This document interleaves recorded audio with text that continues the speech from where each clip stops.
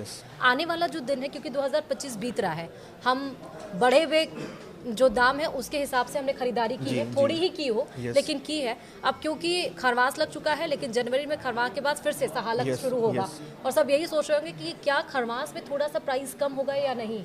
देखिए हो सकता है कि थोड़ा बहुत कम आपको देखने को मिले क्योंकि खरमास में शुभ काम नहीं करते हैं एज़ पर एस्ट्रोलॉजी। जी तो वो जी मुझे लगता है कि शायद, और दूसरी बड़ी बात क्या है ना कि अभी भारत में शादियां बंद हो चुकी जी हैं, जी। तो शादियों की जो डिमांड है वो भी यहाँ पर कम है। और दूसरा, जनरली हम देखते हैं कि जो अब नए फेस्टिवल आ रहे हैं, क्रिसमस और न्यू ईयर, हाँ, यहाँ पे जनरली गोल्ड सिल्वर की खरीदारी नहीं होती नहीं है। होती है। तो मुझे लगता है कि थोड़ा बहुत मार्केट यहाँ पे करेक्ट हो सकता है या प्राइस स्टेबल हो सकते हैं।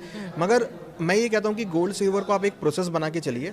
आप एक साथ सारा पैसा मत डालिए। आप हर एक गिरावट में हर महीने आप एक क्वांटिटी फिक्स कर लेंगे, आपको इतना ग्राम गोल्ड बाय करना है या इतना ग्राम को सिल्वर बाय करना है, क्योंकि ये एक ऐसा कमोडिटी है जो ग्लोबली एक्सेप्टेबल है। जी एक ग्लोबल करेंसी के तौर पर देखा गया है। और ग्लोबल करेंसी का मतलब ये है कि अगर कहीं पर भी आपको अगर गोल्ड की रिक्वायरमेंट है, पूरे विश्व में कहीं पर भी जाकर उसको यूज़ कर सकते हैं। तो एक आप इसको इन्वेस्टमेंट और एक प्रोसेस बना के चलिए जहाँ पर हर गिरावट में आप खरीदारी करके चलें। अगर आप पिछले महज एक महीने की बात करेंगे तो एक महीने के अंदर ही करीबन हमने 20% का उछाल गोल्ड सिल्वर में आते हुए देखा है, क्योंकि दिवाली के बाद प्राइस करेक्ट हुए थे, मगर जैसे ही प्राइस करेक्ट हुए तुरंत लोगों ने खरीदारी करना चालू कर दिया। तो हम अगर गोल्ड सिल्वर की बात करें तो एक ऐसा प्रोडक्ट है जिसको अगर आप हर डिप पे खरीदारी करते हैं या हर महीने आप एसआईपी बना के चलते हैं एक लॉन्ग टर्म इन्वेस्टमेंट के लिए, तो वहाँ पर आपको एक लंबी अवधि में अच्छे खासे रिटर्न देखने को मिलते हैं। अगर आप एक हिस्टोरिकली भी देखेंगे तो करीबन 11 से 12% के आसपास कंपाउंड के हिसाब से गोल्ड ने रिटर्न्स दिए हैं।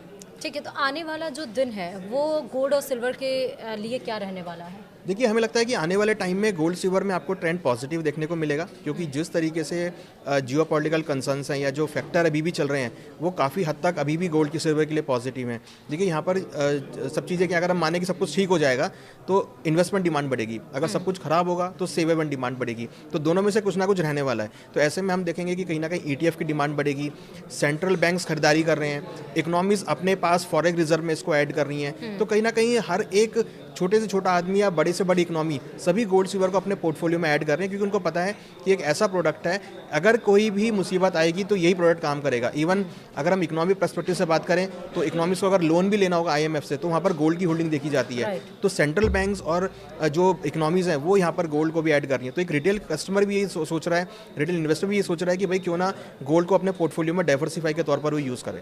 अच्छा, ये